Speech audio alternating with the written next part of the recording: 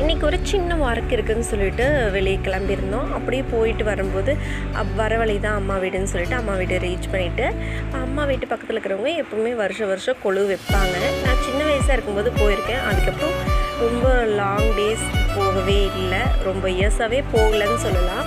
இப்போ எங்கள் குட்டீஸ் ஃபர்ஸ்ட் டைம் வீட்டில் கொழு வச்சுருக்கிறத பார்க்குறாங்க. ரொம்பவுமே சூப்பராக இருந்தது. வில்லேஜ் செட்டப் பண்ணி அவ்வளோ அழகாக பண்ணியிருந்தாங்க. பார்க்க அவ்வளோ அழகாக இருந்தது.